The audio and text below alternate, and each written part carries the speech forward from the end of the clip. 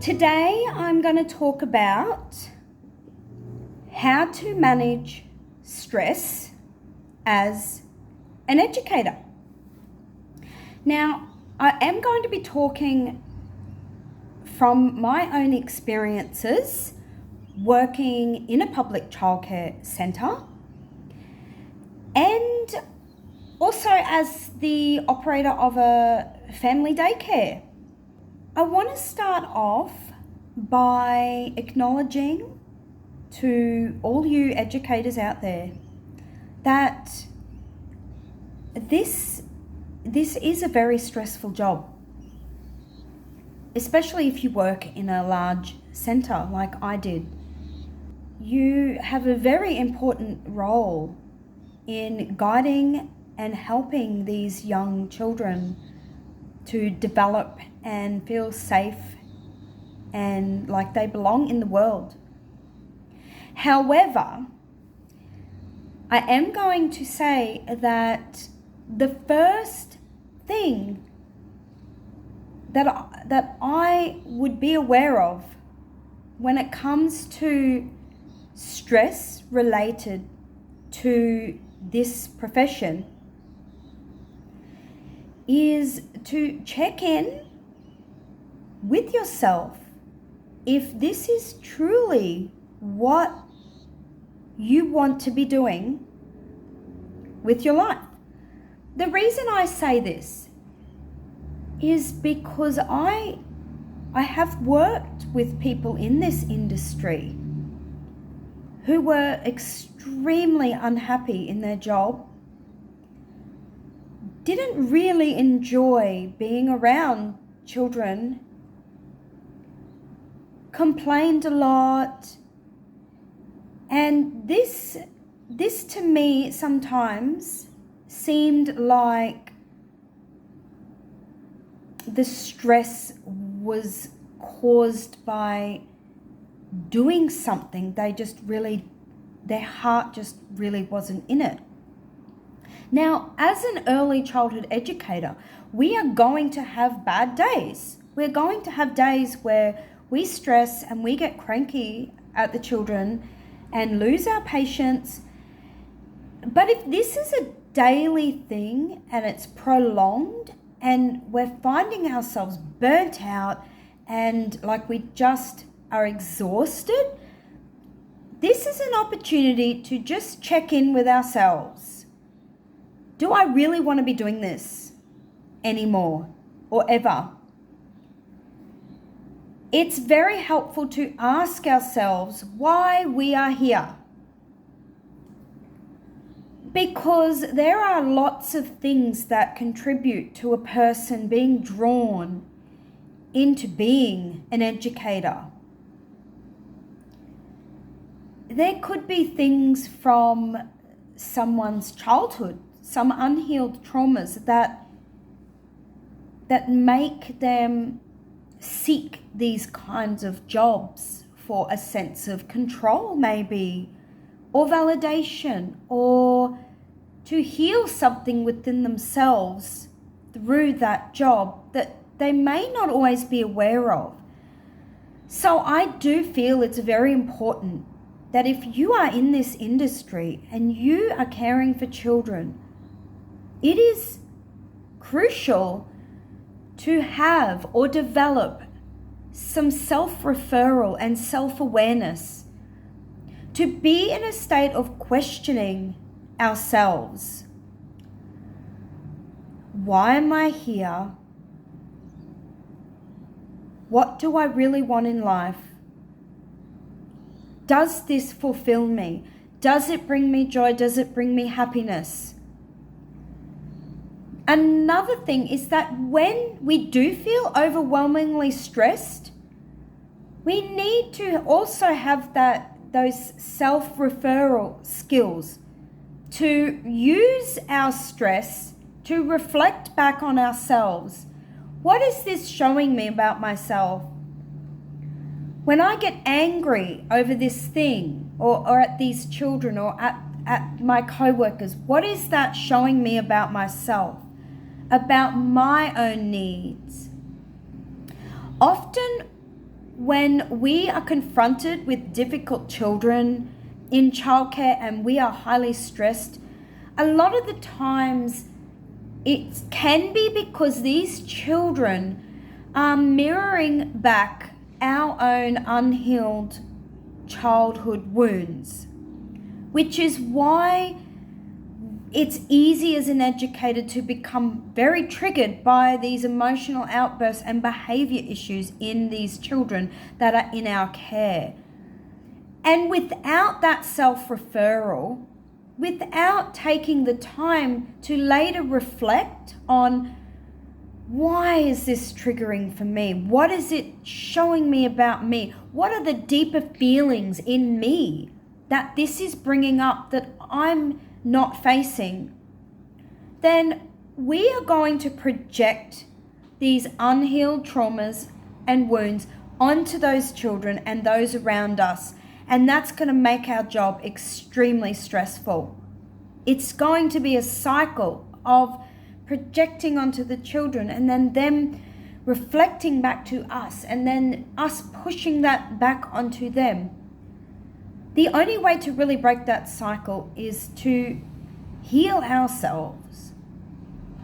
Now, I don't feel like there is really enough support out there for educators in this industry. I feel like it should be important for educators working in this industry, particularly because of what I said with young children being such an enormous trigger for our own childhood wounds.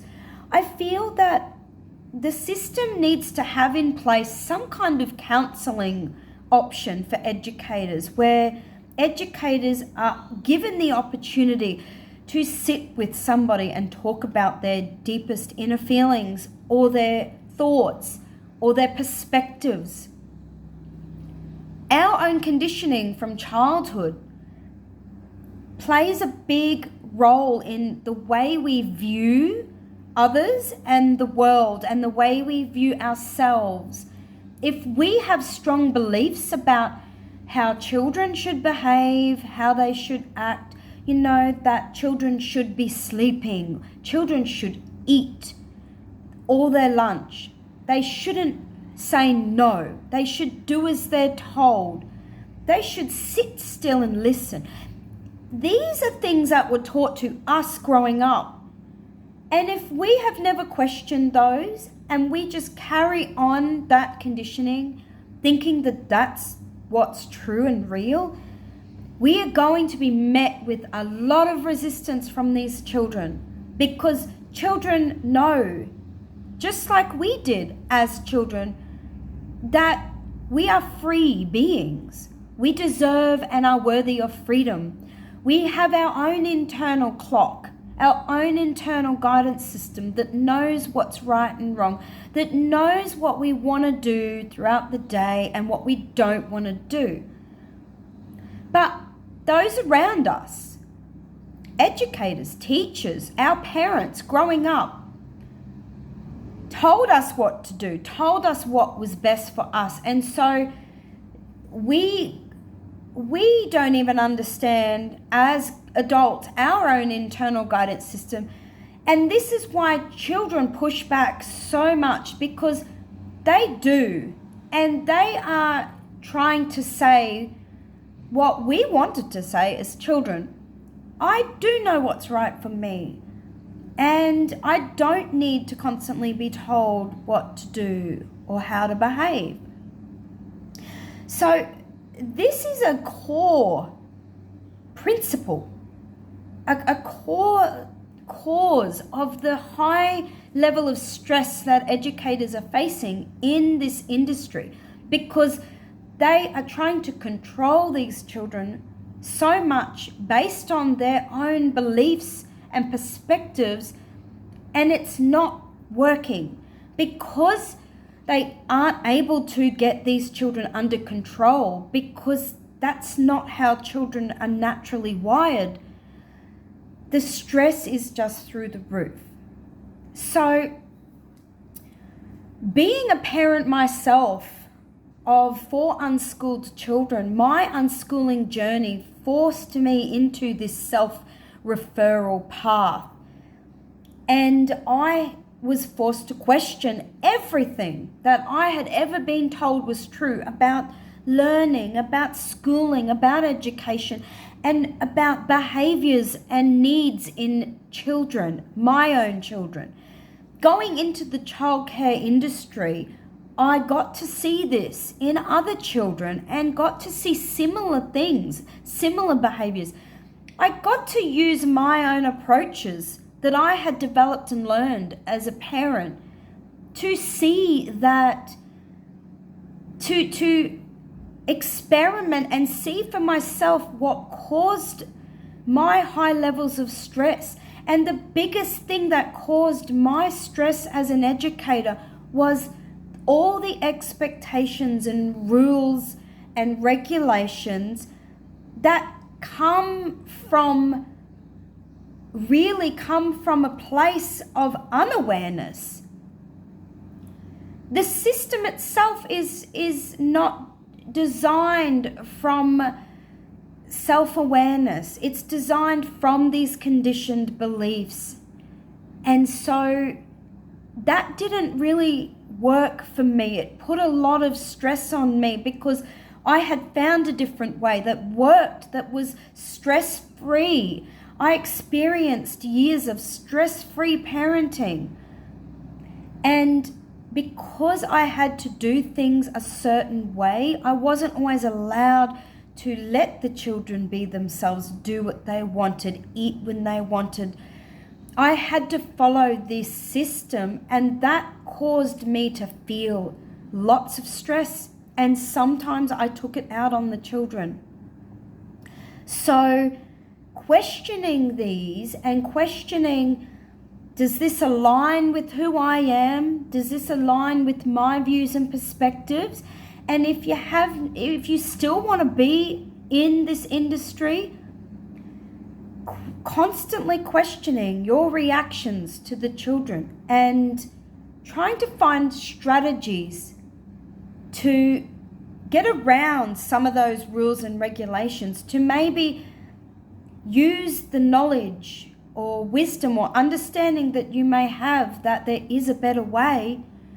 Trying to implement that is going to bring the stress down, because you're not overcome by so many of the rules and regulations.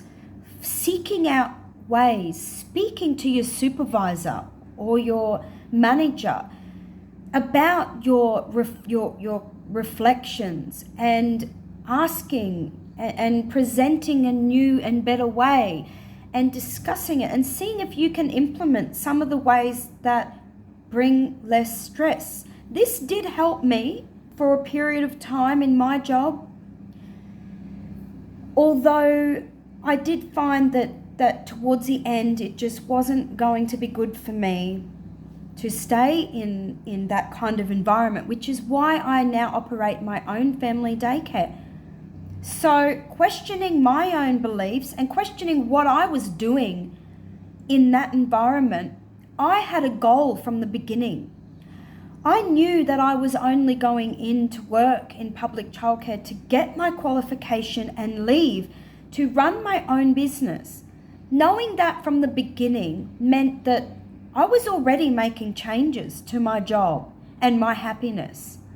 I knew that I had to stay for a certain period of time, but I knew that there was going to be a light at the end of the tunnel. So having a goal, asking yourself, would family daycare be better for me? I can still be an educator, I can still help children, but it's going to be a little more freeing and a little less demanding. So asking yourself, is this industry really what I want to do? Is it taking too much toll on me? What would suit me better? So a lot of people don't really question the job they're in. They just do it year after year, no questioning. And if that's what we're meant to be doing, that's okay. If it is, there are other ways to manage our stress besides questioning our thoughts. And, we can even work with a therapist. I've worked with a therapist for a couple of years, but I continued working with my therapist through my job in childcare because I wanted to be on top of my stress. I didn't want it to overwhelm me. And I will admit that I did have a couple of nervous breakdowns in my job. There were times I didn't think I was going to make it through and cope, but I did. And it's important that if this is happening, it was easy for me to accept that because I was leaving. I knew that I was leaving. What I did is I developed some ways to physically help my body reduce these breakdowns so I could get through my time at the centre to then start my own business. One of these things was taking supplements. I don't mean medication, antidepressant medications, but I took L-Dopa, which is for dopamine levels. I took ashwagandha, which was for depression. I took vitamins like vitamin B and magnesium for energy. I took athletics greens drink for motivation and energy. So if you feel that you are where you want to be and you just need to get through your days with less stress, look for supplements that support your nervous system and your mental health. Talk with a therapist. I also worked with a healer and I did meditations. Meditating and clearing your mind and getting in touch with your emotions, healing trauma through therapy. These things are really going to help reduce this day-to-day stress of working in a childcare centre. I also developed healthy eating habits and exercised daily. Even though I was working 8-9 hours a day, I was on my feet for 10, 12, 14 hours a day, including shopping after work, cooking for my kids and exercising. I forced myself to exercise because exercise is going to reduce stress. It's going to release endorphins. It's going to balance your mind. Eating healthy is going to also balance your nervous system and metabolism. And these things can play a big role in our stress levels. So these things really helped me. Although my goal really was to not continue working there and to start my own business, I really relied on these supplements and my exercise and healthy eating to get me through my days up until the time I finished. I'm going to leave it there. I hope that these things have been a help to some of you out there. And I wish you a stress-free job or the courage to find a new path that supports who you truly are in life.